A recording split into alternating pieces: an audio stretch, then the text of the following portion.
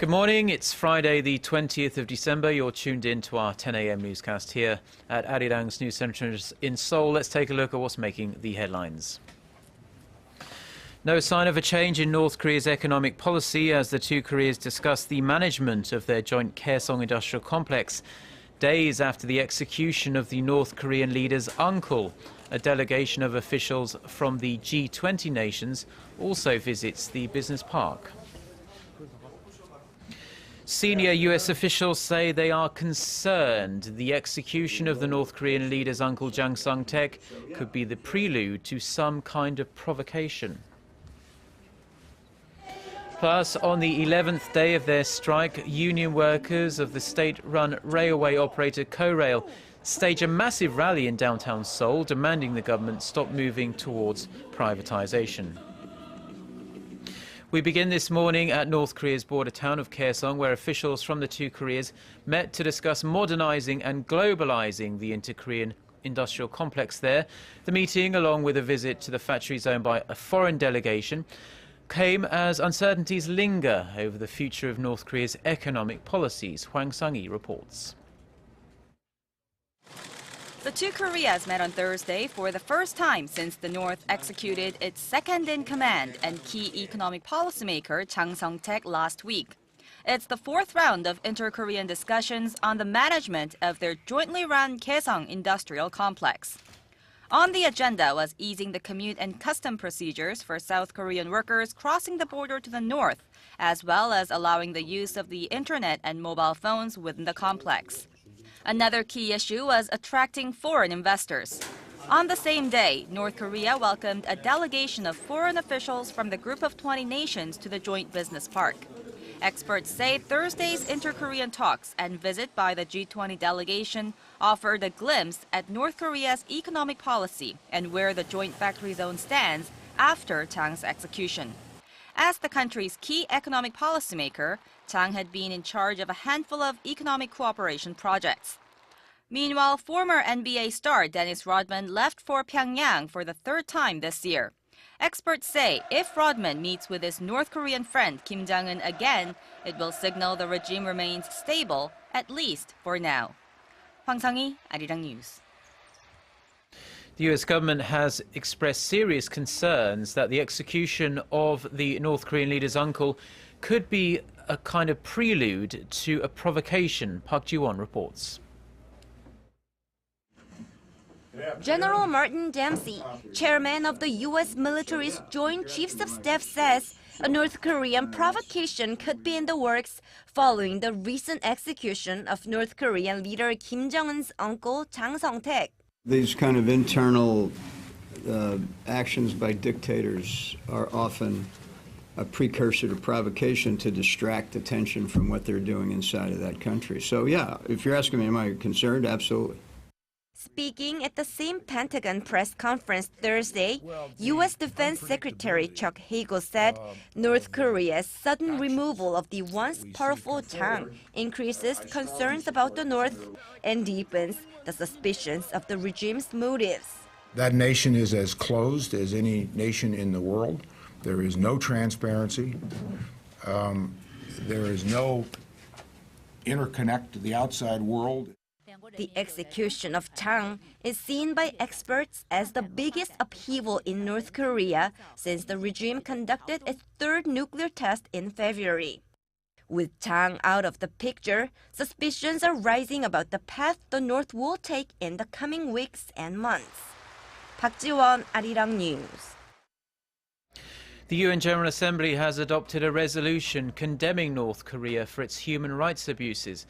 The resolution, adopted by consensus on Wednesday, called on the North Korean regime to immediately release its political prisoners and raise concerns about systematic and grave violations of the civil, political, economic and social rights of the people.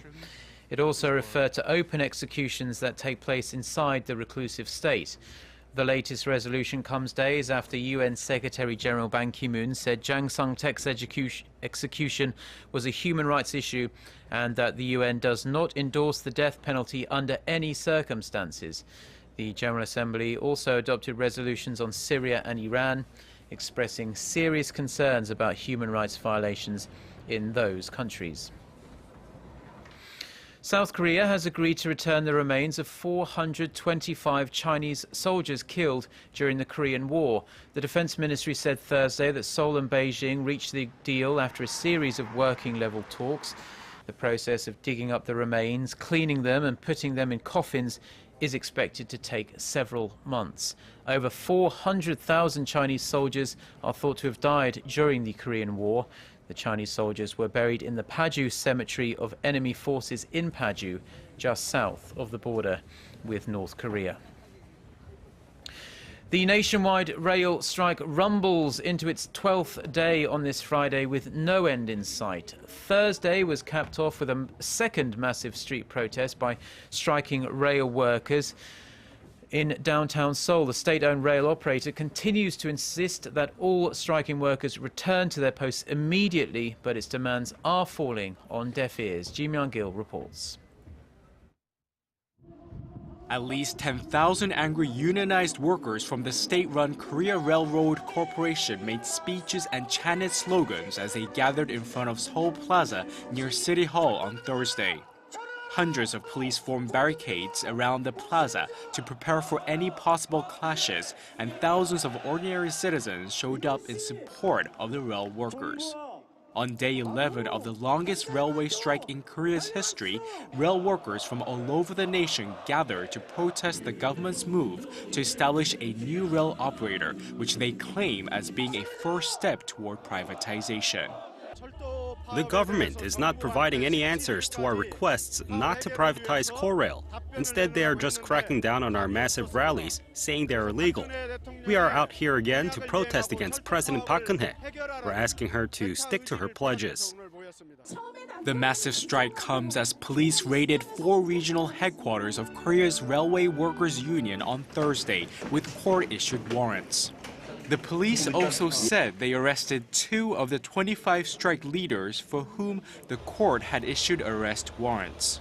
The state-owned KORAIL gave an ultimatum to return to work by Thursday, and so far at least 990 workers have returned. The strike has crippled railway services nationwide, hitting cargo train services the hardest. Freight rail operations are running at 39% their normal levels, and long-distance KORAIL services at 56% and 61% respectively. Despite the union's request to delay the issuance of a license for the new rail service, the government decided to go ahead with a plan as scheduled on Friday. Ji Myung-gil, ARIRANG News. Korean lawmakers came together in a rare show of solidarity on Thursday, passing a resolution that calls on Japan to stop pushing to expand its military role in the region. Kim Yeon-ji reports. In an all-member assembly session Thursday, lawmakers approved a resolution demanding Japan stop its push for collective self-defense, which would allow Tokyo to use force in the event an ally is attacked. The resolution says Tokyo's push for collective self-defense runs counter to its constitution that was adopted after World War II, which renounces war as a sovereign right and the use of force as a means of settling international disputes. It urges Japan to move away from efforts to deny or glorify its imperialistic past, and demands that Tokyo accept legal responsibility for the Korean victims of sexual slavery during World War II, and offer them due compensation. The resolution also calls on Japan to stop making false claims to the Korea-controlled Dokdo Islets. In the resolution, Korean lawmakers also demanded that the U.S. work with Japan to dispel Korea's worries, saying that Japan's denial of history and shift from years of pacifism disrupts the post-war international order. Washington has given Tokyo full support for its pursuit of collective self-defense, saying that Japan's endeavor can contribute to peace in Northeast Asia. However, tensions have ratcheted up in the region, following China's declaration of an air defense zone over the East China Sea late last month. On Tuesday, Japan's cabinet approved a new defense package that significantly boosts its military spending over the next 5 years, citing China's growing power in the region as a reason. Kim Yeon-ji, ARIRANG News. Korea's defense ministry has announced the interim results of its investigation into allegations the military intervened in last year's presidential election. The ministry says the military posted thousands of political comments online, but they were not aimed at influencing the election. Han Da-an reports. After a 2-month investigation into the military cyber warfare command, the Defense Ministry announced Thursday that the unit posted some 15,000 political comments online. About 2,000 of the comments named specific political parties or politicians. The military explained, however, that the comments targeted North Korea and others seen as a threat to national security and were part of a larger strategy that was not aimed at influencing last year's presidential election. The head of the ministry's Central Investigation Command, Baek Nak-jong, said the comments were posted under the direction of the Cyber Command Chief, who ordered unit members to post strong comments online, including political claims on significant national security issues. Those include North Korea's sinking of the South Korean warship Cheonan and allegations that late President Roh Moo-hyun conceded the northern limit line during his 2007 summit with then North Korean leader Kim Jong-il. Officials added the unit was not related to the National Intelligence Service in any way. Immediately following the announcement, Democratic Party members of the Parliament's National Defense Committee released a statement saying the results of the probe are unacceptable and demanded an independent investigation into the case. The party claims that it was a target of the Cyber Command Unit's smear campaign and that it hurt their candidates' chances in last year's election. Pundits say the military has left room for controversy as questions remain about how the political comments they posted differ from an organized smear campaign. Han Da-an, ARIRANG News. And now we're going to take a look back at the highlights of President Park's first 10 months in office. Our presidential office correspondent Oh Jin-ju walks us through her accomplishments and the challenges that remain. What does the public think about President Park's performance over the past 10 months? A Gallup Korea survey conducted last week shows that more than half of the people thought that President Park had done a good job, while 35% were less supportive. Many had high marks for President Park on her firm principle in dealing with North Korea. Experts say this is why South Korea wasn't swayed by Pyongyang's provocative acts and was successful in keeping tensions from escalating any further than they did. President Park was also very active on the diplomatic front. She's held a total of 30 bilateral summits and made 5 overseas trips, winning support for her North Korea policy and pushing ahead with what she calls Seoul's diplomacy. But major tasks remain. Many analysts say although President Park was able to bolster bilateral relations with China, she has more work to do in strengthening the country's relationship with the U.S. We have a lot of homework to do about our relationship with the United States. We have to develop our comprehensive strategic alliance. We have to think about what to do about that alliance. We announced that alliance in 2009, and after that, there has been nothing to undergird the alliance, to fill up the contents of the alliance. Poor grades were given for her handling of domestic issues. In particular, pundits point out that she lacked the skills and effort to communicate with the public and the opposition party, especially with the ongoing political impasse at the National Assembly. Her grade is disappointing, especially because she started out with very high hopes. We look around in labor stripes, and the politicians get bickering each other as hard as ever. So those kind of things, people point to the president who's in charge. So in that sense, I think the expectation management is one of the key issues. But then her communication style has not helped either. There is also criticism that she has fallen short on her campaign pledge for welfare expansion. The biggest example is the government scaled-back basic pension program announced in September.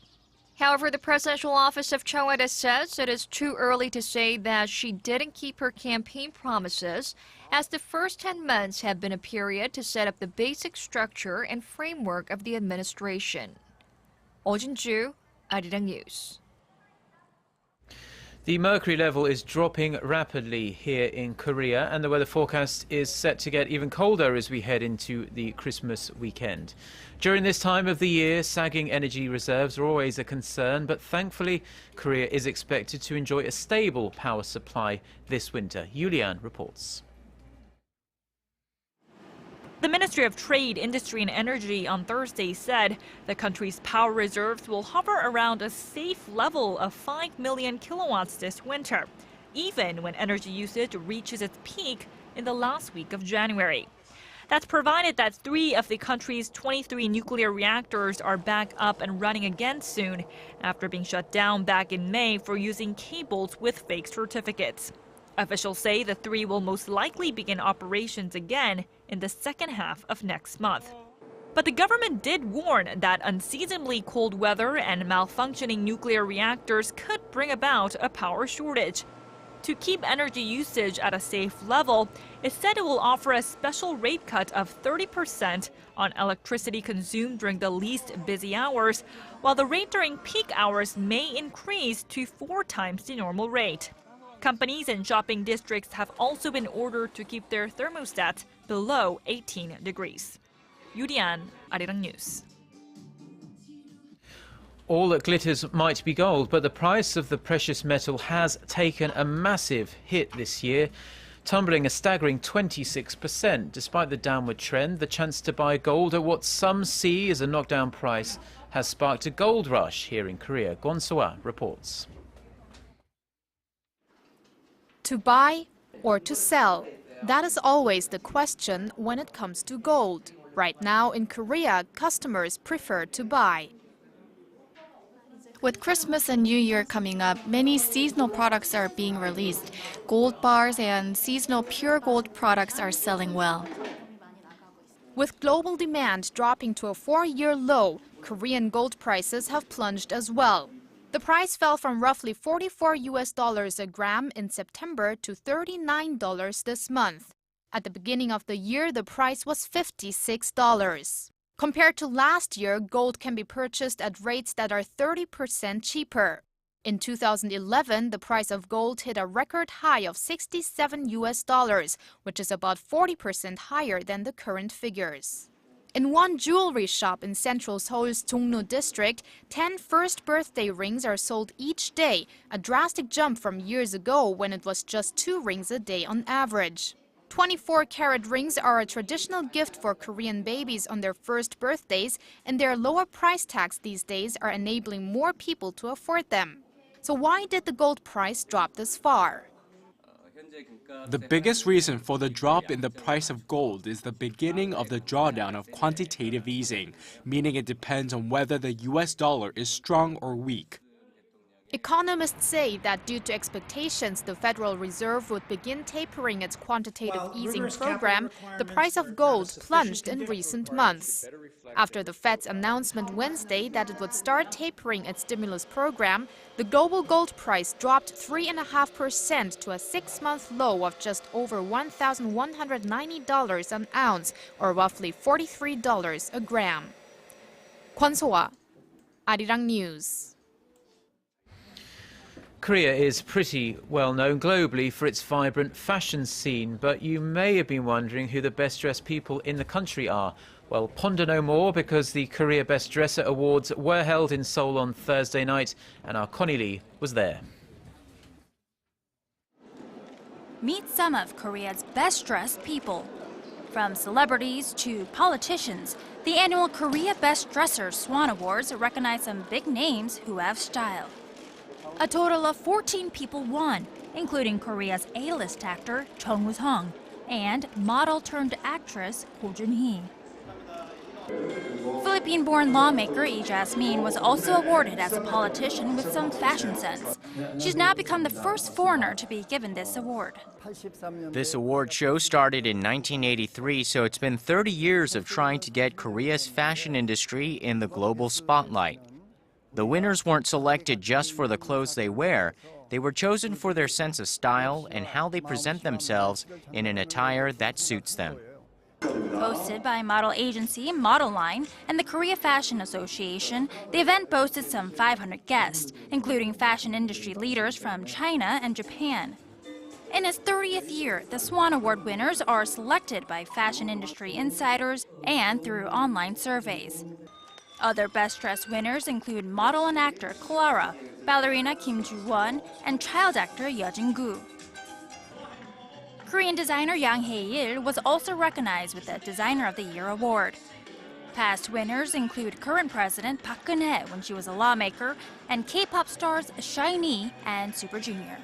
Connie Lee, ARIRANG News.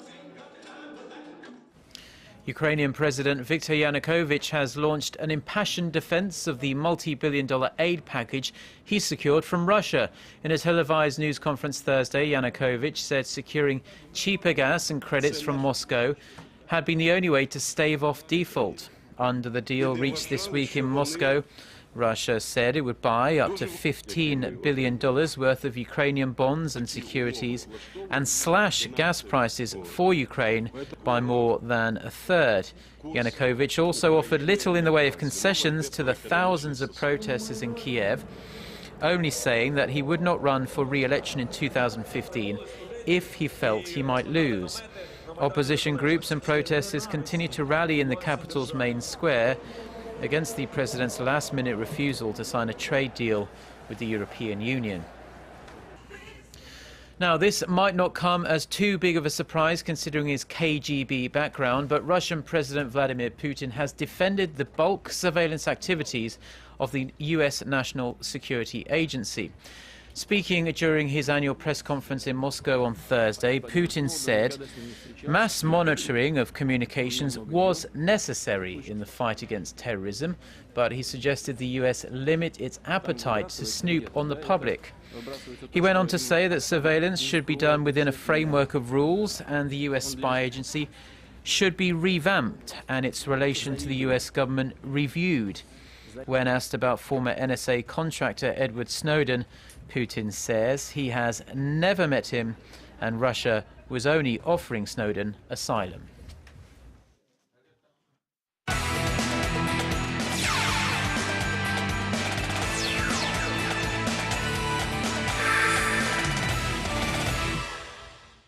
And TGI Friday, everyone, as we kick things off in the K-League. Now, after losing out on the takeover of Seongnam Ira Cheonmadi, Ansan City didn't give up in having a team in their city. And after Thursday, they got closer to taking over the police team. Now, after putting in a request to take over the police team earlier this month, the budget for the team was approved by the city on Thursday.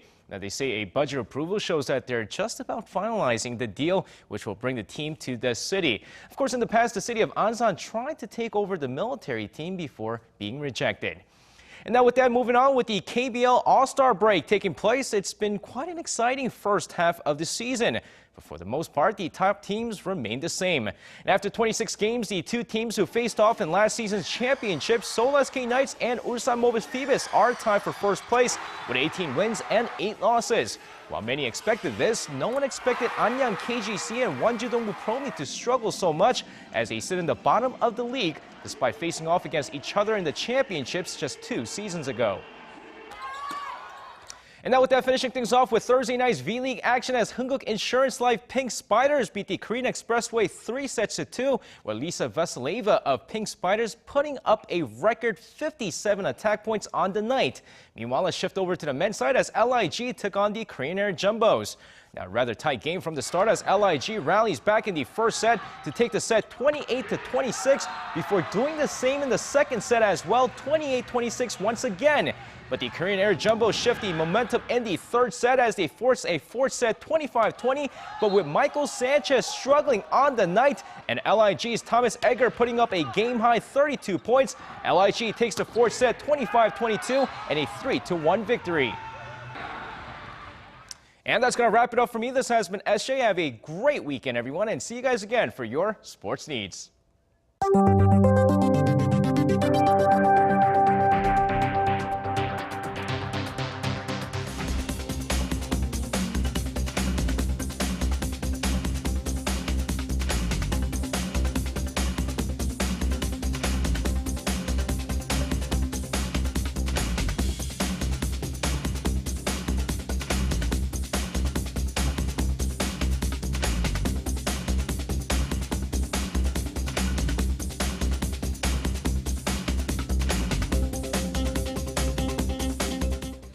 And time now to check in on the weather conditions in Korea and around the world.